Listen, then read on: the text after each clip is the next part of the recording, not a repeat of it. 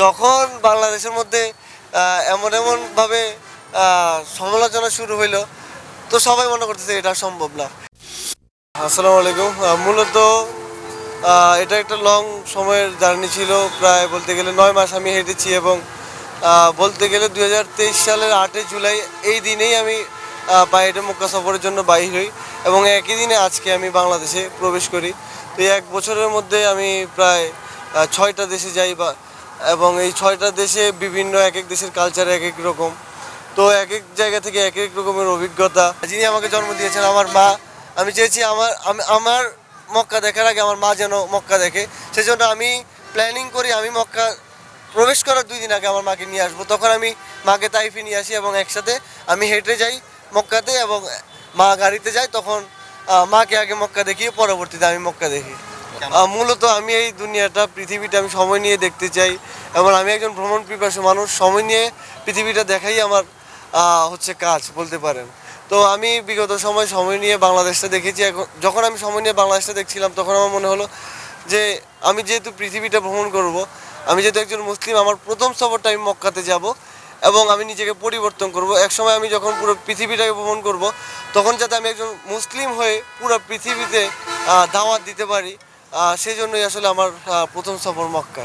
আজকে আমি মক্কা থেকে আসি, মক্কাতে প্রায় আমি বলতে গেলে সৌদি আরবে আসি প্রায় 5 মাস আমি ছিলাম সৌদি আরবেই, 4 মাস 5 মাস। তো এর মধ্যে এই মক্কা যে আমি ছেড়ে আসলাম এটা আসলে খুবই কষ্টজনক, আমার অনেক খারাপ লাগছে এবং 1 বছর যাবত আমি আমার মাতৃভূমি থেকে দূরে। তো সেই দিক থেকে আমি মাতৃভূমিতে ফিরে আসছি, এটা একটা আনন্দের বিষয়। আমি খুবই আনন্দিত আমি আমার দেশে ফিরে আসতে পারছি। দেশ থেকে আসলে এত চিন্তা, আমি বাংলাদেশ নিয়েই আমার এত চিন্তা, সেই দেশেই আসলে আমি ফিরে আসছি। এই অনুভূতি আসলে বোঝানোর মতো সম্ভব না। আমার এলাকার যারা ছিলেন বা আত্মীয় স্বজন সবাই আমার প্রতি একটু হলেও বিশ্বাস ছিল, কারণ আমি বিগত সময় বাংলাদেশ ভ্রমণ করেছিলাম। তো যখন বাংলাদেশের মধ্যে এমনভাবে সমালোচনা শুরু হইলো, তো সবাই মনে করতেছে এটা সম্ভব না। কিন্তু আসলে আমি আমার প্ল্যানিং 2-3টা প্ল্যানিং রাখছি, যে প্ল্যান এ কাজ না হলে প্ল্যান বি, প্ল্যান বি কাজ না হলে প্ল্যান সি। আসলে আপনি পৃথিবীতে যে কোনো একটা, আপনি যদি একটা জায়গায় যেতে চান, আপনি কখনো একটা রাস্তা যদি আপনি বানিয়ে রাখেন, সেই রাস্তা যদি কাটা থাকে আপনি কিন্তু আপনার গন্তব্যে কখনোই যেতে পারবেন না। অবশ্যই আপনাকে 2-3টা রাস্তা বানিয়ে রাখতে হবে, তখনই আপনার গন্তব্যস্থানে যেতে পারবেন। সবচেয়ে বড় যেই কথা, আমার সবসময় আল্লাহর প্রতি বিশ্বাস ছিল। আমি আজ পর্যন্ত যতগুলো সফর করেছি আল্লাহর প্রতি বিশ্বাস রেখেই করেছি এবং আল্লাহই সব কিছু আমাকে সহজ করে দিয়েছেন। আমি এমনও সময় গেছে আমার কাছে কিছু নেই, যদি আমার পকেটে টাকা আছে ধরেন, কিন্তু আশেপাশে 300 কিলোমিটার ভিতরে কোনো একটা খাবার নেই, কিছু নেই। এখানে তো খাবার খাওয়া সম্ভব না।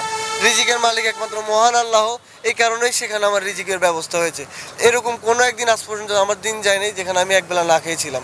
কোনো না কোনোভাবে আমার রিজিক ব্যবস্থা হয়েছে।